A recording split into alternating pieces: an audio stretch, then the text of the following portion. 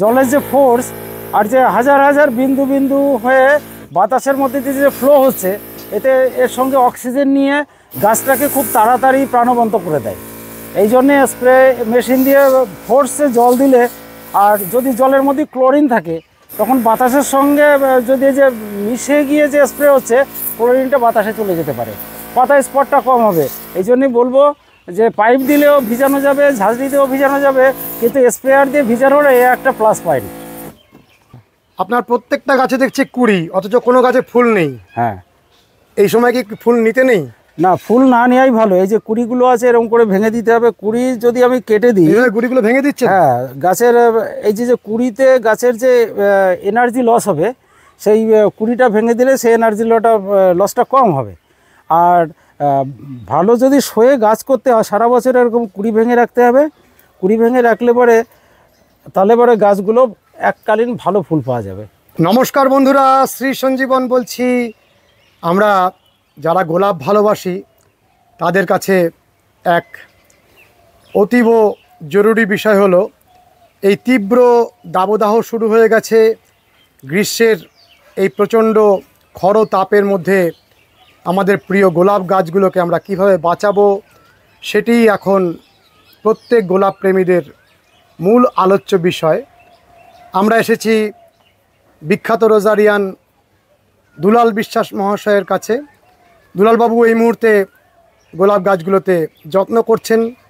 আমরা হাতে কলমে সেই যত্নগুলো দেখব এবং দুলালবাবুর গ্রীষ্মকালীন এই গোলাপ গাছ বাঁচানোর পরিচর্যা শুনতে থাকব।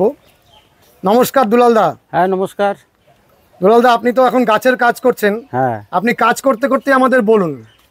শুনুন, এই গ্রীষ্মকালে যখন তাপমাত্রা 35 ডিগ্রির বেশি হয়ে যাবে, তখন গাছকে বাঁচিয়ে রাখা খুবই কষ্টকর। এবং আমাদের পশ্চিমবাংলায় যারা পেশাদারি নয়, অ্যামেচার বা বাড়িতে মানে শখে গোলাপ গাছ করেন, প্রত্যেকের গাছই কিন্তু ছাদে। ছাদ একতলা হতে পারে, দুইতলা হতে পারে, তিনতলা বা 4-5 তলার উপরেও রাখে। কিন্তু ছাদটা একটা কংক্রিটের তৈরি।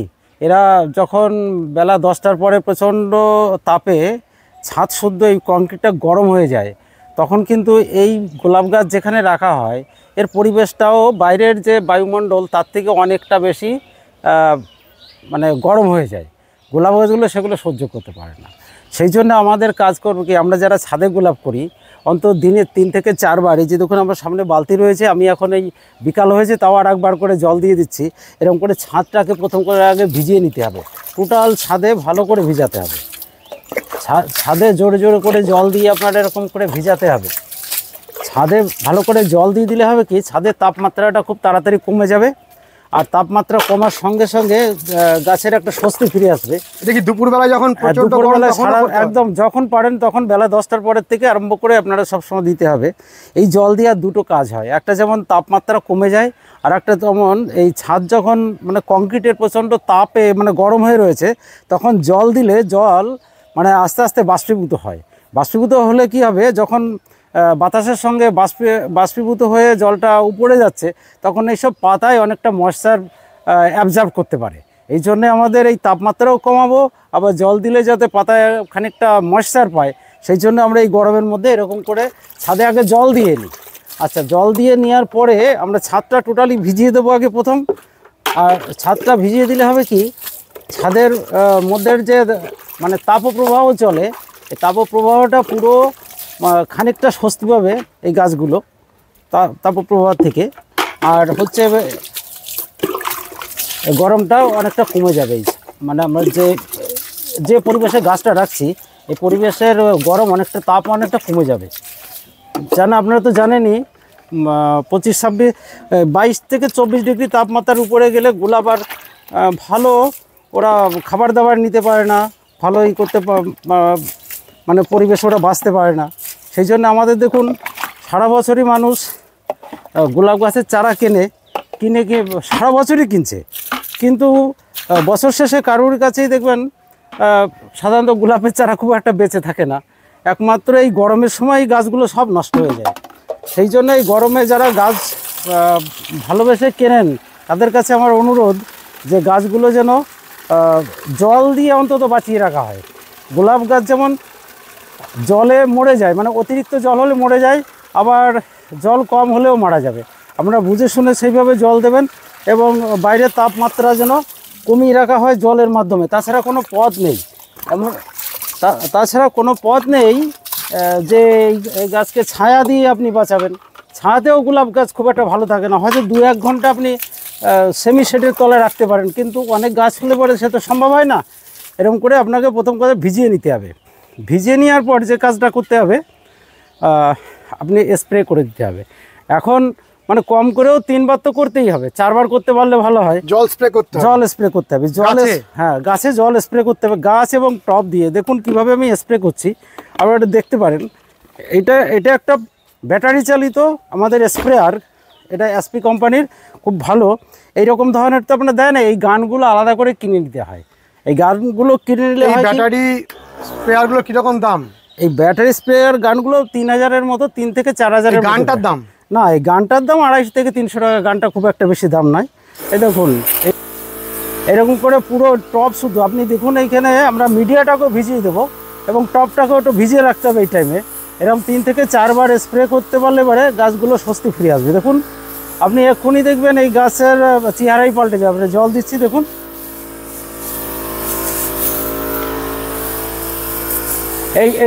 এই টিকারটার দেখুন, আপনি যদি চেপে দেন বহুত দূর জল, আপনি ক্যামেরা দেখবেন এই মাথা জল চলে যাচ্ছে। আবার আস্তে আস্তে করে যদি আপনি স্লো করেন তাহলে পরে এইখানটাই হয়ে যাবে।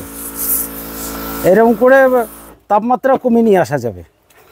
মানে আমরা একটা এরকম স্প্রেয়ার আমাদের কিনতে হবে, ব্যাটারি স্প্রেয়ার। আর ব্যাটারি স্প্রেয়ার যদি যার 2-4টে গাছ থাকে, 5-7টা গাছ থাকে, তারা এগুলো একলা স্প্রে করলে, যেগুলো হ্যান্ড স্প্রেয়ার, তা দিয়েও করা সম্ভব। যেহেতু আমাদের অনেক গাছ, সেই জন্য ব্যাটারি চালিত গাছ দিয়ে আমি মানে স্প্রেয়ার দিয়ে আমরা গাছে এরকম। আপনি এর মধ্যে কোনো খাবার মিশিয়েছেন? না না, কোনো খাবার না, শুধু জল। কোনো খাবারই না? না। তবে একটা সতর্ক করছি যে গোলাপ গাছ সাধারণত আমরা এখন এই যে দেখুন 4টে বেজে গেছে, 4টের পর যেন আর কেউ এই গরমের সময় মানে 4টের পর যেন আর স্প্রে না করে, তাহলে পাতায় ব্ল্যাক স্পট এই জাতীয় রোগ আসতে পারবে। যেহেতু আমাদের ঘন ঘন স্প্রে করতে হচ্ছে, আর এই তীব্র তাপদাহের মধ্যে ফাঙ্গিসাইড খুব একটা ব্যবহার করা হয় না, তাহলে গাছের ক্ষেত্রে অনেকটা বৃদ্ধিতে বাধা সৃষ্টি হয় এবং গাছ খুব একটা ভালো থাকে না। সেই জন্য আমরা যতটা পারি জল দেবো, কিন্তু জলটা যেন রাতের দিকে না পড়ে। এই দেওয়ার পরে যেন শুকিয়ে যায়। তাপমাত্রা যখন বাতাসে অনেক তাপমাত্রা রয়েছে, হিউমিডিটি কম এখন, সেহেতু জল দেওয়ার পর জলটা তাড়াতাড়ি শুকিয়ে যাবে। আর তা নাহলে পরে আপনার যদি ভিজা ভিজা অবস্থা থাকে, তাহলে পরে আপনার এই ফাঙ্গাস ধরতে পারে পাতায়, তখন পাতা ধরে রাখা খুব মানে অসুবিধা হয়। আমরা যখন প্রখর সূর্যালোক, মানে দুপুর 12টা-1টা, হ্যাঁ, তখনও কি আমরা গাছের স্প্রে করছিল? আমি তো 3 থেকে 4 বার স্প্রে করি। 4 বার দিনে করে? হ্যাঁ, বেলা শুনুন, যদি সকালের দিকে করা হয় তাহলে পরে একটু বেশি করা হয়। তার কারণে আমি আরম্ভ করি, তাপমাত্রা এখন 10টার মধ্যে বেড়ে যায়, 10টার সময় একবার করি, 10টা, 12টা, 1:30 আর 3:30 নাগাদ, এই টোটাল 4 বার এখন স্প্রে করে। পরে আর করেন না? না, 4টের পর আর করার প্রয়োজন হয় না, তখন তাপমাত্রা কমে যায়, চারিদিকে ছায়া চলে আসে। এরকম করে স্প্রে করে গাছটাকে ভালো পাতার তলা উপর 2 জায়গাতেই দিচ্ছি জল দিচ্ছি। দেখুন মিডিয়া তো একবার স্প্রে করে দিতে হবে, মিডিয়াতেও জল স্প্রে করে দিচ্ছি, টবের গায়ে স্প্রে করে দিতে হচ্ছে। অনেক সময় টবে মালচিং করা হয়, কিন্তু যে মালচিং করবে না তার ক্ষেত্রে অনেক টব হলে কিন্তু মালচিং করা খুব একটা সমস্যার ব্যাপার আর কি। মালচিংটা এক্ষেত্রে কি দিয়ে করা হয়? মালচিং সাধারণত বালি, কিছু কোকোপিট দিয়ে এই ঘাসের উপরেই একটা লেয়ার দিয়ে দেওয়া হয়। অনেক সময় এই লেয়ারটা যাতে মানে সিন্ডারের সঙ্গে মিশে না যায়, তাহলে এর উপর দিয়ে একটা মশারির নেট দিয়ে তার উপর মালচিং চাপিয়ে এই তাপমাত্রা থেকে গাছকে বাঁচানো সম্ভব। আপনি মালচিং করবেন না? আমার অনেক গাছ তো মানে শতাধিক গাছ আছে, যার জন্য মালচিং করা খুব অসুবিধা হয়ে যাচ্ছে। চেষ্টা করো মালচিং করার জন্যে, যদি না পারি তাহলে আমাকে এইভাবে স্প্রে করেই বাঁচিয়ে রাখতে হবে। এবার তো শোনা যাচ্ছে যে গরম আরও অনেক বেশি হবে, দেখা যাক। আমি চেষ্টা চালাচ্ছি যে যদি জল স্প্রে করা সম্ভব হয়। এবার মালচিং করলে হয় কি, মালচিংটাকে তোলার সময় যখন বর্ষা পড়ে যাচ্ছে তখন একটা সমস্যার ব্যাপার হয়। সেই জন্যে যার অল্প গাছ আছে সে সম্ভব, হয়তো 10টা, 15টা, 20টা গাছ থাকলে এবার সম্ভব। আপনার গাছ দেখছি এত সুন্দর পাতা, লিফ একেবারে প্রাণবন্ত সবুজ, একটু জল স্প্রের গুণে জল স্প্রে করে এইরকম রাখছি। আর খাবার এখন খুব একটা বেশি দেওয়া যাবে না, আর আমরা সাধারণত এখানে কোনো পিজিআরও এখন ব্যবহার করা যাবে না, বুঝলেন তো? কি ব্যবহার করা যাবে না? পিজিআর যেগুলো গ্রোথ পিজিআর ব্যবহার করা যাবে না। না, এখন না করাই ভালো। যেদিন একটু বৃষ্টি হয়ে যাবে, হট করে ঠান্ডা পড়লো, সেদিন আপনি করেন, গাছগুলো এতে নিতে পারবে না। আর এখন তো প্রচণ্ড তাপমাত্রা, শুষ্ক ওয়েদার, তার জন্যে একে ফাঙ্গিসাইড না দিলেও চলবে। যখন ফাঙ্গিসাইড এই গরমের সময় দেওয়া হবে, তখন সাধারণত তামা ঘটিত মানে কপার ঘটিত যেসব ফাঙ্গিসাইড এবং স্টেরিডিয়াল মানে স্টেরয়েড জাতীয় যেসব ফাঙ্গিসাইড, এগুলো না ব্যবহার করাই ভালো। সে এই দেখুন, আমরা এখন স্প্রে করে গাছগুলোকে এর স্বস্তি ফিরিয়ে আনছি। গাছগুলো খুব প্রাণবন্ত হয়ে গেল। হ্যাঁ হ্যাঁ, গাছগুলো যে খুশি হয়ে গেল, আপনি পাতার মধ্যেই তার প্রমাণ। হ্যাঁ, এখন এই আপনি এসছেন, আমি এখন এই কাজের সময় আপনি এসছেন, সেই জন্য এখন দেখতে পাচ্ছেন, তাহলে তো অন্য সময় স্প্রে করি আপনি দেখতে পাবেন না। আমার এই টাইমে লাস্ট স্প্রে করার টাইম। মানুষেরাও এগুলো দেখতে পেয়ে শিখতে পারবেন।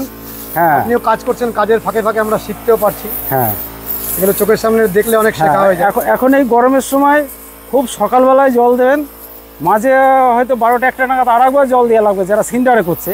কিন্তু চান মানে এই যে শাওয়ারিংটা বা কম করে যেন 3বারের নিচে কেউ করে না, তাহলে পরে গাছ টিকিয়ে রাখা মুশকিল হয়ে যাবে। 3বার এরকম জল স্প্রে করা, জল করতেই হবে। যে জলের মধ্যে আমরা কখনো কি কিছু মেশাবো? না, কিচ্ছু মেশাবেন না, কিচ্ছু মেশাবেন না, শুধু জল দিয়ে স্প্রে করে রাখবেন। আর জলটা যেন একটু ভালো হয়। কিন্তু যদি দেখা যায় হাই টিডিএসের জল হয়, তাহলে পাতায় স্পট পড়ে যাবে, যেহেতু ঘন ঘন জল স্প্রে করতে হয়। তো যাদের যেখানে প্রচণ্ড টিডিএস আছে, তাদের পক্ষে খুবই কষ্টকর ব্যাপার, এই পাতায় স্পট পড়ে যাবে। দেখুন, আমাদের এখানে পাতায় স্পট নেই, কোনো পাতায় কোনো স্পট নেই। না, দেখুন, আপনি একটা শুকনো পাতা, ভিজাতে তো স্পট বোঝা যাবে না, শুকনো পাতাটা দেখলে পরে আপনি বুঝতে পারবেন স্পটলেস পাতা। হ্যাঁ, এখানে এই যে দেখুন, যেখানে শুকনো আছে সেখানে ওই ছাদটাকে ভিজিয়ে দিতে হবে। আমার ছাদটা গাছের মতোই করে একদিকে জল দিলে সমস্ত ছাদটা ভিজে যাবে, সেইভাবে করে গাছ করার জন্য এই ছাদটাকে এইভাবে তৈরি করেছি। একদিকে স্লোপিং করেছে, দেখুন গাছের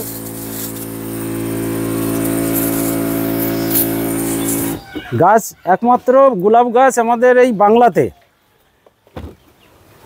আমাদের এই সমতল বাংলাতে যে তাপমাত্রা তৈরি হয়, তাতে একমাত্র গাছ টিকিয়ে রাখার উপায় হচ্ছে কোনো ওষুধ নয়, এই হচ্ছে জল ব্যবহার করেই গাছগুলোকে আমাদেরকে বাঁচিয়ে রাখতে হয়। কলকাতাতেও তাই, যারা কলকাতায় গাছ করেন ছাদের উপরে, তাদেরও এরকম জল স্প্রে করা হয়। আর স্প্রিংকলার লাগানো যায়, কিন্তু স্প্রিংকলার লাগিয়ে চান করানো একটা ঝামেলা ব্যাপার হচ্ছে, স্প্রিংকলার কিছুদিনের মধ্যে জ্যাম হয়ে যায়, যে জলে টিডিএস থাকে, তার যে মিনারেলসগুলো থাকে জ্যাম হয়ে যায়। সেই জন্য ওগুলোকে যতটা পারা যায় অ্যাভয়েড করে চলে হাতেই এরকম স্প্রে করে দিতে পারলে ভালো হয়। যারা করতে পারে না, তাদের স্প্রিংকলার লাগাবে, যা ক্ষতি হয় আবার স্প্রিংকলারগুলো আবার পরিষ্কার করতে হবে। এরকম করে স্প্রে করে দিয়ে দেখুন, টবটাকে ভিজিয়ে দেওয়া হবে। টব আর মিডিয়া ভিজিয়ে দিলে যে রোদের তাপে যেটা গরম হয়ে যায়, সেটা কিন্তু অনেকটাই তাপমাত্রা কমে আসবে। আর এখন কোনো বেশি নাইট্রোজেন জাতীয় খাবার দেওয়া যাবে না। 10 দিনে একদিন হালকা খোল পচা জল দেওয়া যাবে। খোলটাকে ওই 6 থেকে 7 দিন পচাতে হবে। এখন 4 দিন পচালেই গরমে অসুবিধা হবে। 6 দিন থেকে 7 দিন পচিয়ে ওই 500 গ্রাম জলে 50 লিটার জল হয়ে যাবে। আপনি সেইভাবে ছেঁকে নিয়ে দিতে হবে, খুবই পাতলা করে। আর গোলাপের যে কেমিক্যাল যে সারগুলো, হ্যাঁ, এই মুহূর্তে কি কি দিতে হবে? কেমিক্যাল সার বলতে আমি একটা মিক্সার খাবার তৈরি করেছি।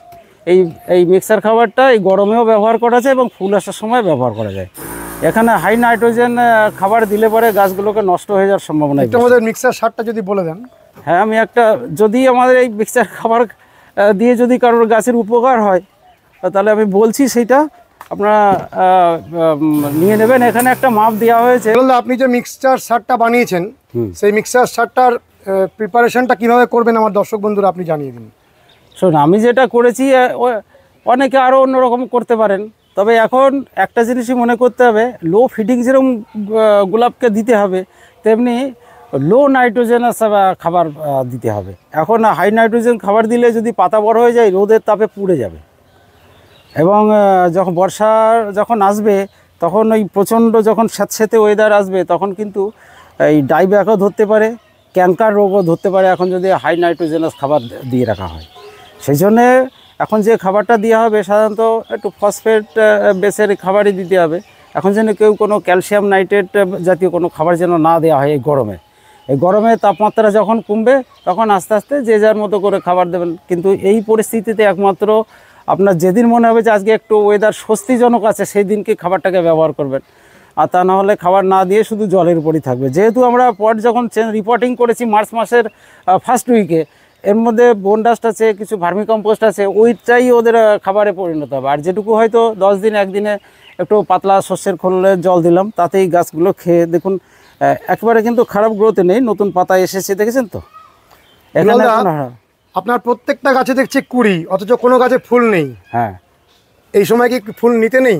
না, ফুল না নেওয়াই ভালো। এই যে কুড়িগুলো আছে এরকম করে ভেঙে দিতে হবে। কুড়ি যদি আমি কেটে দিই, কুড়িগুলো ভেঙে দিচ্ছে। হ্যাঁ, গাছের এই যে কুড়িতে গাছের যে এনার্জি লস হবে, সেই কুড়িটা ভেঙে দিলে সেই এনার্জি লসটা কম হবে। আর ভালো যদি সয়ে গাছ করতে হয় সারা বছর এরকম কুড়ি ভেঙে রাখতে হবে। কুড়ি ভেঙে রাখলে পরে তাহলে পরে গাছগুলো এককালীন ভালো ফুল পাওয়া যাবে।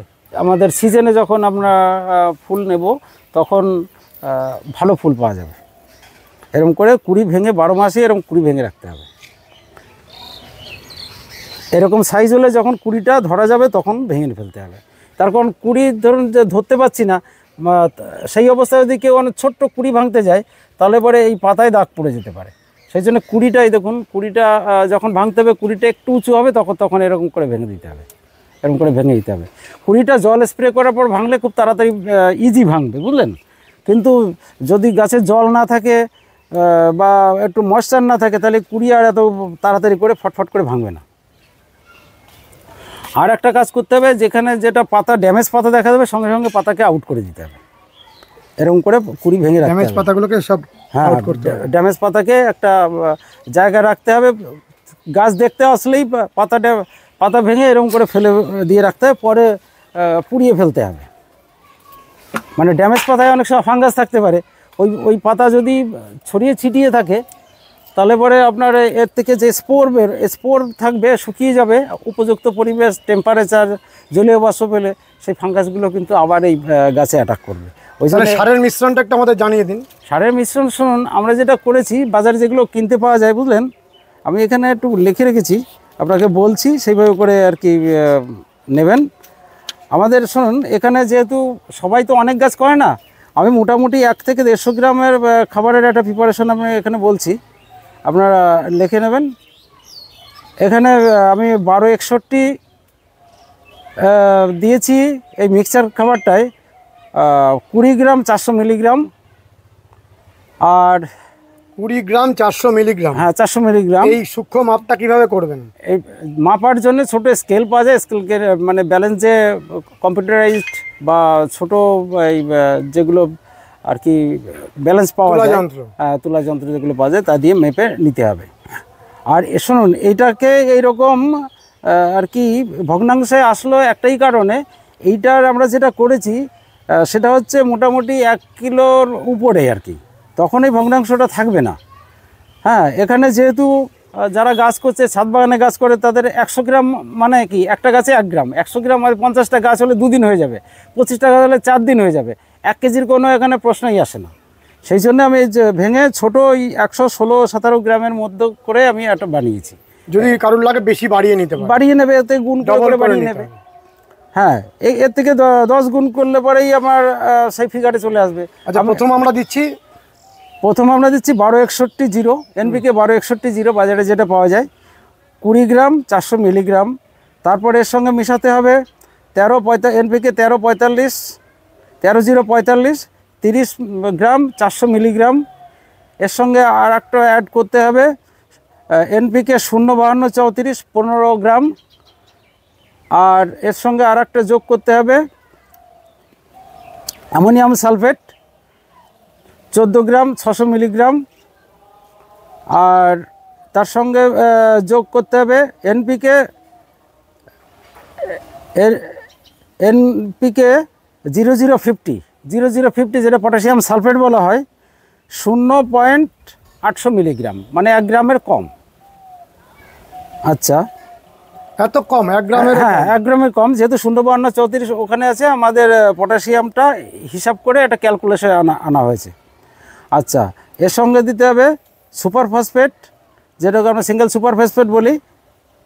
এই সিঙ্গেল সুপার ফসফেট দিতে হবে হচ্ছে 2 গ্রাম, এখানে সিঙ্গেল সুপার ফসফেট 2 গ্রাম, আর ম্যাগনেসিয়াম সালফেট 27 গ্রাম আর 500 মিলিগ্রাম, আর অ্যাগ্রোমিন ম্যাক্স 2 গ্রাম 400 মিলিগ্রাম। এই দিয়ে হচ্ছে আপনার 116.700 মিলিগ্রাম। এটা হচ্ছে এই খাবারটা বানিয়ে প্রতি গাছে 1 গ্রামের বেশি দেওয়া যাবে না। এই খাবারটা এবং ছোট যদি 1 বছরের গাছ হয়, ছোট 1/2 গ্রামও দেওয়া যাবে এই গরমে পরে আর কি। এটা কি সপ্তাহে 1 দিন করে দেওয়া হবে? সপ্তাহে 2 দিন এখন দিলে ভালো হয়। সপ্তাহে 2 দিন? সপ্তাহে 2 দিন দেন। আর প্রচণ্ড যেদিনকে মনে করবেন যে আজকে প্রচণ্ড তাপদাহ চলছে, সেদিন আর দেবেন না। দেবো না? না, খাবারটা আর্লি মর্নিং দেবেন। এই যে আমরা সারটা বানালাম, এটা কতদিন কতগুলো গাছে দেওয়া যাবে? এটা 1 গাছে 1 গ্রাম, সেই হিসাবে আপনি দেবেন, তার বেশি কখনোই গাছে 116 গ্রাম হয়েছে। 116 গ্রাম 17 গ্রাম হয়েছে, 116-17টা গাছ বা 116-17 বার দেওয়া যাবে। এই খাবারটা এখন চলবে। আর হচ্ছে আপনি একটু আবার বলে দিন খাবারটা। এর সাথে কি আমরা খোল পচাও দেবো? হ্যাঁ, খোল পচা এই খাবার যেদিন দেবেন সেদিন খোল পচা দেবেন না। খোল পচা হয়তো 7 থেকে 10 দিনের মাথায় মাথায় একবার হালকা করে সকালবেলার দিকে দিয়ে দেবেন। আর যেদিন খোল পচা দেবেন সেদিন যদি তাপমাত্রা বেশি থাকে 3 থেকে 4 বার আপনি অবশ্যই চান করিয়ে রাখবেন। আর খোল পচা দিলে দেখবেন এই যে মিডিয়াটা মানে হট করে দেখবেন টান ধরে শুকিয়ে যাচ্ছে, তখন জল দিলে হুড়ুর করে তলা দিয়ে পড়ে যায়। সেই জিনিসটা খেয়াল রাখবেন যে উপরে যেদিনকে ধরুন খোল দিলাম, তার পরবর্তীকালে যখন জল দেবেন, জলটা খুব তাড়াতাড়ি বেরিয়ে যায়।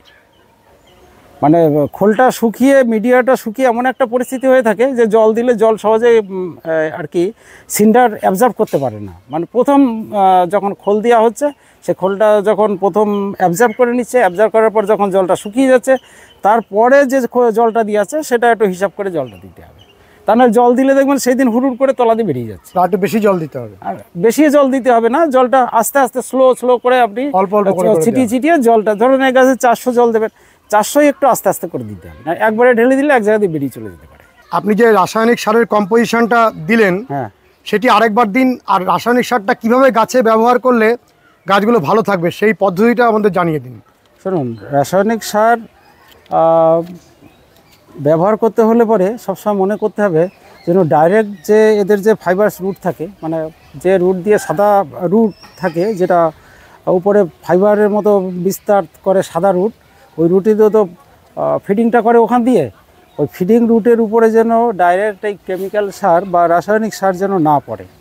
পড়লে কি হবে, সাদা শিকড়টা যদি উপযুক্ত ময়েশ্চার না থাকে মিডিয়াতে, তাহলে ওই সাদা শিকড় ড্যামেজ হয়ে যাবে, রুট বাড়ানো হয়ে যাবে। সেক্ষেত্রে গাছ আবার 3 সপ্তাহ কি 4 সপ্তাহ লেগে যাবে আবার পুনরায় রুট আসতে। তাই রাসায়নিক সার ব্যবহার করতে হলে সবসময় মনে করতে হবে যে প্রথমে আগে টবের মিডিয়াতে ভালো করে জল দিয়ে দিতে হবে, জল একটু যাতে নিচে দিয়ে পড়ে যায়। গাছটাকে স্নান করিয়ে দেন, স্নান করানোর পরে তারপরে একটা গাছে যতটা খাবার আপনি দেবেন 100 ml জলের সাথে গুলে এই যে মিডিয়াটা রয়েছে, এই মিডিয়ার দিকে চারদিকে টিপ টিপ করে ঘুরিয়ে দিয়ে দিলে পরেই 1 গ্রাম খাবার। 1 গ্রাম খাবার 1 গ্রাম খাবার আপনি হাতের একটা আন্দাজ দেখান, মানুষ বুঝতে পারবেন। মোটামুটি শোনেন, 1 গ্রাম তবে না মেপে, আপনার তো একটা গাছ থাকবে না, হয়তো 10টা গাছ, 10 গ্রাম মেপে নিয়ে 1 লিটার জলের সাথে মিশিয়ে নিয়ে 100 ml করে খাবারটা দিয়ে দিলেন। মানে জলটা প্রথম দিয়ে দিলেন, জলটা যতটা ঝরার দরকার ঝরে গেল, জলটা জল দেওয়ার পর আধ ঘন্টা বা 1 ঘন্টা বাদে আপনি এই খাবারটা দেবেন, সবচেয়ে ভালো। অনেকে এই পাউডারটা দেন, সেটা কি দেওয়া উচিত না? পাউডারটা না দেওয়াই ভালো, বিশেষ করে আপনার এই ঘ্যাসের মিডিয়াতে। পাউডারটা দিলে বললাম তো, পাউডারটা মানে সব জায়গায় সমানভাবে দিতে পারবেন না, কোথাও একটুখানি বেশি পড়ে গেল, ওখানের থেকে যদি একটু জলের পরিমাণ কম থাকলে রুট বার্ন হতে পারে, সেক্ষেত্রে গাছের ক্ষতি হতে পারে। সেই জন্য সবাইকে বলি, মানে আমি দিয়ে যে একটু ভুক্তভোগী হয়েছি, যাতে আর কেউ না ভোগে, তার জন্যেই আপনারা ওই 100 ml জল বা 50 ml জল গুলে আপনি চারিদিকে ঘুরিয়ে দিয়ে দেবেন। তারপরে শিকড় তার মতো করে খেয়ে নেবে।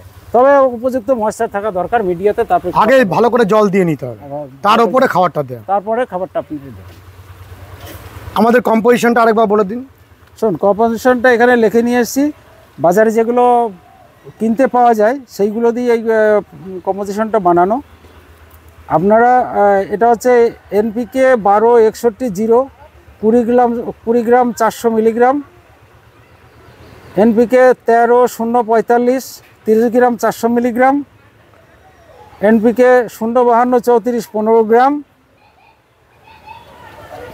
অ্যামোনিয়াম সালফেট 14 গ্রাম 600 মিলিগ্রাম,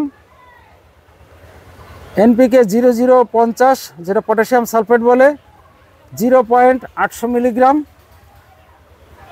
আর সুপার ফসফেট 2 গ্রাম, ম্যাগনেসিয়াম সালফেট 27 গ্রাম 500 মিলিগ্রাম, অ্যাগ্রোমিন ম্যাক্স হচ্ছে 2 গ্রাম 400 মিলিগ্রাম, 116.700 মিলিগ্রাম হয়েছে। আপনার ফোন নম্বর তো দেয়াই থাকবে, যদি কারোর কোনো অসুবিধা হয় যেন আপনার সাথে কথা বলে নেন। কথা বলে যদি মনে করে যে এটা ব্যবহার করবেন তাহলে করবেন।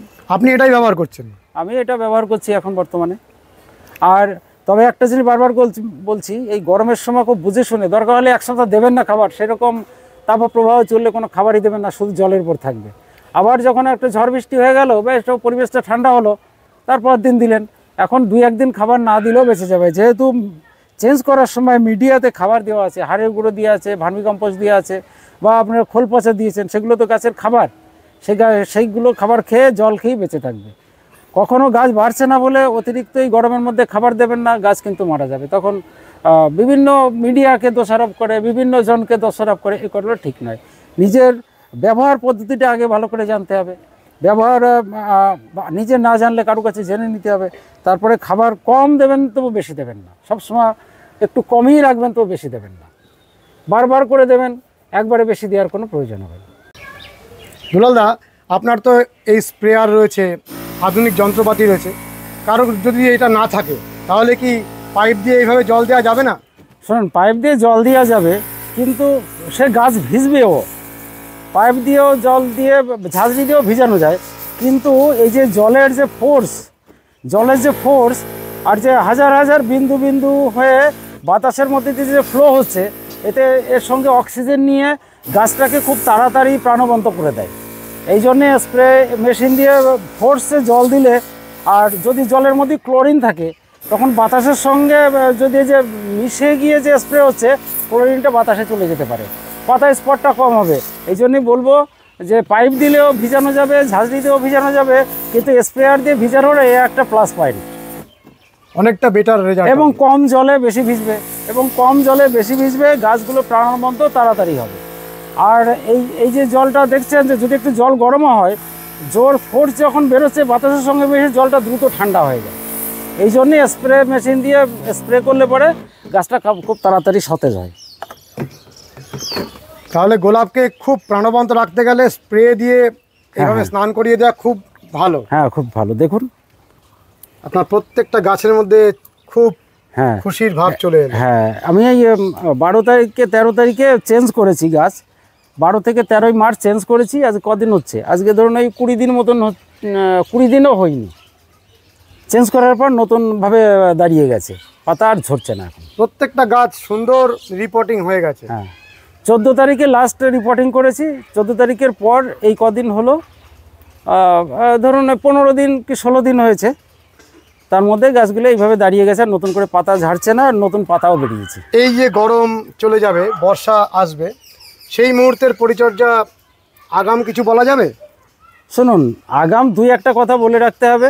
এখন তো ঝড়ঝাপটা আসছে, ঝড়ঝাপটার হাতের থেকে বাঁচাতে হবে। আর যখন বর্ষা, ধরুন জুন মাসের সেকেন্ড উইকেই সাধারণত আমাদের এই বাংলার সমতল বাংলাতে বর্ষা শুরু হয়, তখন গাছকে পরিষ্কার পরিচ্ছন্নতা রাখতে হবে, ফাঙ্গিসাইডও ব্যবহার করতে হবে।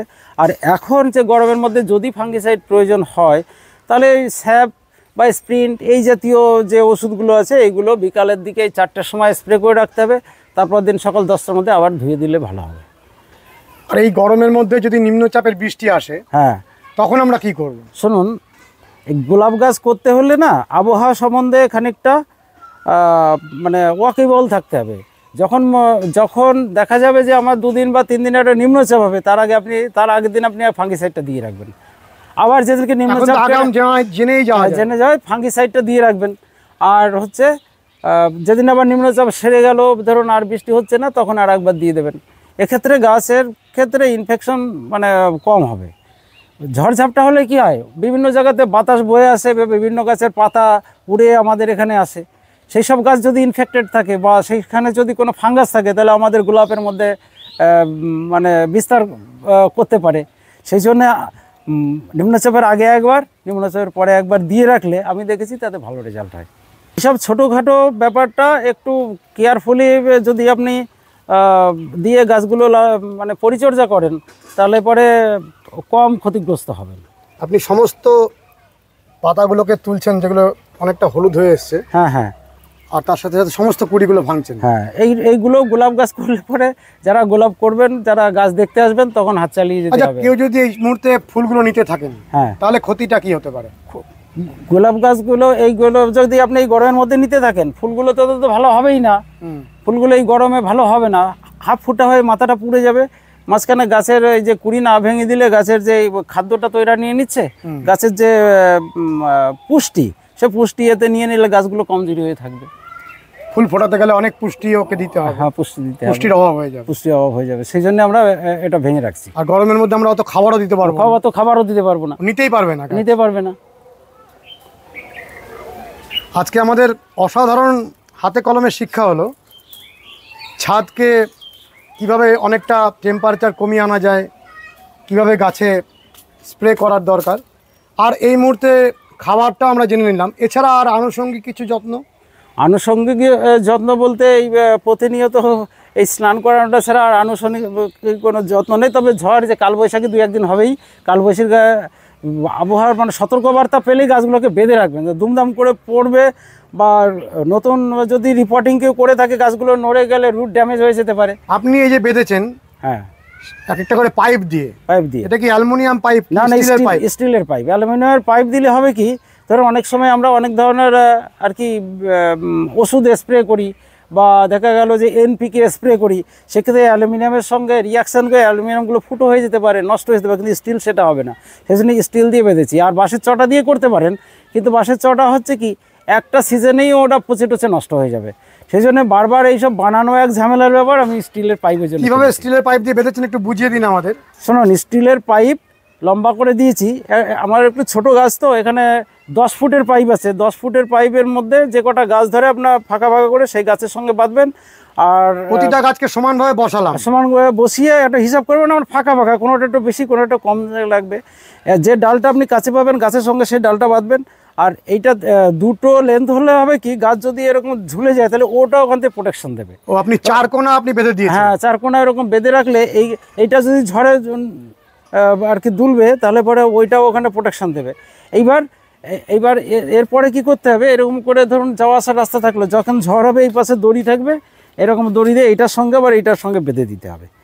এটার সঙ্গে এরকম করে যদি বেঁধে রেখে দিতে পারেন, তাহলে এইটা টানবে ওইটা টানবে, ওইরকম পরপর বেঁধে রাখলে পরে গাছগুলো আর ঝড়ে নোয়াতে পারবে না। মানে এখানে একটা সারি, তারপরে দুটো সারি, তারপরে আবার দুটো সারি, তারপরে আবার একটা সারি। হ্যাঁ, সমস্ত সারিগুলো আমার একসাথে জোটবদ্ধ হয়ে যাবে। হ্যাঁ, জোটবদ্ধ হয়ে যাবে। এইদিকে এইদিকে এইদিকে এইদিকে দেখুন, আমার এখানে যে বাগান আছে 20টা দড়ি আছে।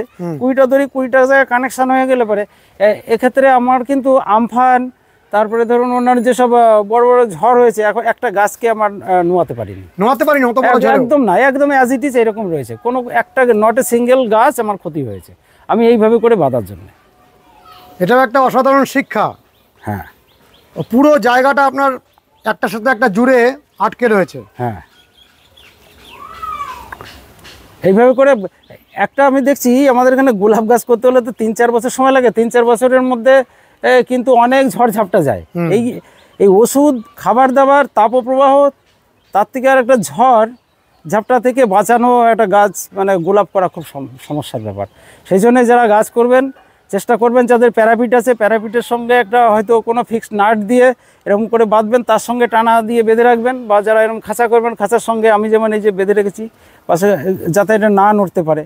গাছের ধরুন মাঝামাঝি বা একটু উপরের দিকে যদি আপনি সাপোর্ট দিয়ে দেন, তাহলে গোড়াটা তো নড়বে না। এই বাতাসে এটা না নড়লে পরে টপটা উল্টে যাবে না, টপ উল্টাবেই না, টপ উল্টাবে না।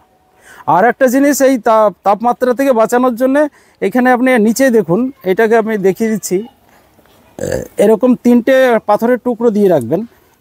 এতে দুটো কাজ হবে। টবের তলায়? হ্যাঁ, টবের তলায় জল জমবে না, পাথর জলটা বার করে পড়ে যাবে। দেখান। এই দেখুন এইরকম সাইজের ছোট ছোট পাথর এরকম করে দিয়ে রাখতে হবে। এটা পাথরের টুকরো যে মার্বেল কেটে কুটে ফেলে দেয়, সেগুলো এরকম 3টে দিয়ে রাখলে হবে কি, তলা দিয়ে বাতাস খেলবে।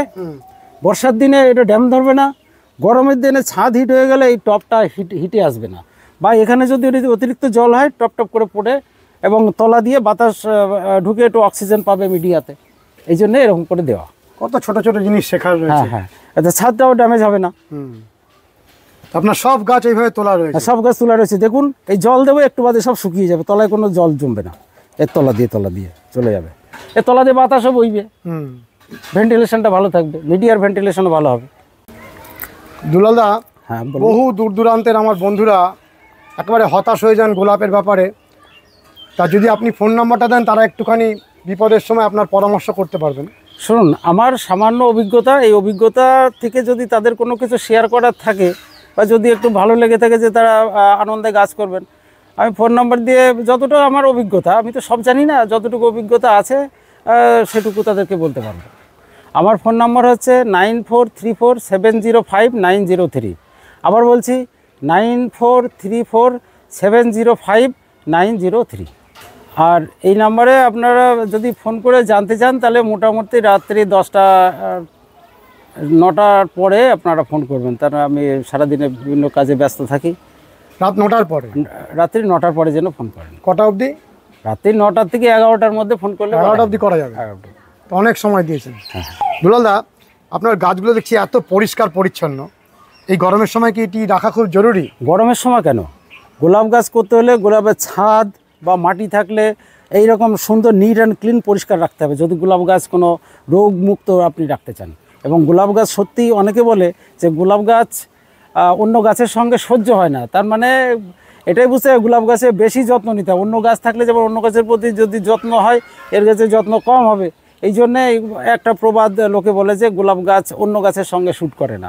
ঘটনা তা নয়, ঘটনা হচ্ছে একে পরিষ্কার পরিচ্ছন্ন রাখতে হবে। অন্যান্য গাছ থাকলে যদি নোংরা টোংরা হয়ে যায়, এই জন্য ছাদগুলোকে, ছাদ বা মাটি বা যেখানেই আপনি রাখেন না কেন, গোলাপের নিচু টব সমস্ত পরিষ্কার পরিচ্ছন্ন রাখতে হবে। আপনার এখানে দেখছি প্রত্যেকটা গাছ, টব, গাছের গোড়া, সমস্ত জায়গাটাই পরিষ্কার পরিচ্ছন্ন। হ্যাঁ, গোলাপ করতে হলে এরকম টিপটা পরিষ্কার পরিচ্ছন্ন রাখতে হবে, নাহলে গাছ রাখা যাবে না। আমি প্রথম এরকমই গেছি, নোংরা বা ধরুন আবসা ছায়া থাকছে, তাহলে স্কেল ধরে নষ্ট হবে, না হলে ফাঙ্গাস ধরে গাছ নষ্ট হবে। পুরো ছাদটি আপনার এত সুন্দর। হ্যাঁ, পরিষ্কার পরিচ্ছন্ন করে রাখলে পরে গোলাপ মানে শুধু গাছটা নয়, আশেপাশের জায়গাটাকেও পরিষ্কার রাখতে হবে। হ্যাঁ, পরিষ্কার রাখতে হবে, তাহলে গাছগুলো রোগ ব্যাধি কম হবে। কোথাও কোনো ময়লা নেই। আর একটা জিনিস যেটা বলছি, যখন যে গাছের সাইজ হবে সিমিলার টবে, সিমিলার মাপে, মানে একই রকম মাপের আপনি গ্যাস ব্যবহার করবেন। তাহলে আপনার অবর্তমানে যদি কেউ জল দেয়, তাহলে একই মাপে জল দিলে পরে, মোটামুটি একই মাপে জল দিলে পরে গাছগুলো বেঁচে থাকবে। একটু বুঝিয়ে বলুন ব্যাপারটা। যদি আপনি ধরুন গাছ যখন চেঞ্জ করছেন, সব কটা টবের মাপ যেন একই রকম হয়, তাহলে একই মাপের যদি টব হয়, তাহলে একই মাপের গাছ হলে একই মাপের যদি আপনি সিন্ডার ব্যবহার করেন, তাহলে যখন জল দেবেন তাহলে সমমাপে জল দিলে পরে গাছের কোনো ক্ষতি হবে না। অনেকে যেরকম গ্রাম বলে দেয়, 500 গ্রাম করে, 500 গ্রাম 700 গ্রাম এরকম তো ব্যাপার নয়। মানে প্রথমে একদিন দিয়ে দেখতে হবে যে আমার টবে কতটা জল লাগে। টব ঘ্যাস তো বিভিন্ন সাইজের হয়, টব বিভিন্ন সাইজের হয়, বিভিন্ন মাপের হয়, সেই জন্য প্রথমে দিয়ে দেখতে হবে যে কতটা জল দিলে টবের নিচে দিয়ে পড়ে যাচ্ছে। যখন পড়ে যাবে, আপনি মনে করবেন যদি 700 জল দিয়ে হয় 100 পড়ে গেছে, তাহলে আপনার টবের মিডিয়াতে 600 লাগবে। পরবর্তীকালে আপনি জেনে গেলেন এই 600 মাপেই আপনি জলটা দেবেন। আমি যদি না থাকি কাউকে বলে দেবো যে প্রতিটা গাছে 600 গ্রাম করে জল দিয়ে 600 একটা মাপ বানিয়ে দিতে হবে, সেই অনুযায়ী জল দেবে। যদি মেঘলা থাকে তাহলে দেখা গেল 600 জায়গায় 400 দিতে হবে। বা কখনো আপনি যখন বিকালে জল দিতে ভুলে গেছেন, রাতের দিচ্ছেন, তখন আপাতত মিডিয়াকে ভিজানোর জন্য 300 ml দিয়ে দিলাম। এরকম জলের মাপটা একটু হিসাব করে দিলে চিন্তা করে করতে হবে, তাহলে গাছ আপনার খুব ভালো থাকবে। বিভিন্ন মাপের আপনার জল দেওয়ার পরিমাপের ছোট ছোট কৌটা বানিয়ে নিতে হবে, তাহলে গাছ ভালো থাকবে। বন্ধুরা, একজন গ্রোয়ারের কাছে আমরা শিখছি এবং হাতে কলমে শিখছি, এটা আমাদের একটা বড় সৌভাগ্যের। আর আমরা এই তীব্র দাবদাহের হাত থেকে নিশ্চয়ই এই পদ্ধতিগুলো অ্যাপ্লাই করে গাছগুলোকে বাঁচাতে পারবো। আর আমরা যদি এখন খুব ভালোভাবে গোলাপগুলোকে রাখতে পারি, তাহলে শীতে আমাদের গোলাপগুলো অনেক অনেক ফুল দেবে। আমরা পরবর্তীকালেও আসবো, ধাপে ধাপে পরিচর্যাগুলো আপনারা শিখতে থাকবেন। আজকের ভিডিওটি যদি আপনাদের কোনো কাজে লেগে থাকে তাহলে অতি অবশ্যই কমেন্ট করবেন, লাইক করবেন, শেয়ার করবেন, সাবস্ক্রাইব করবেন। ভালো থাকবেন বন্ধুরা, সুস্থ থাকবেন, ভগবান আপনাদের মঙ্গল করুন। নমস্কার।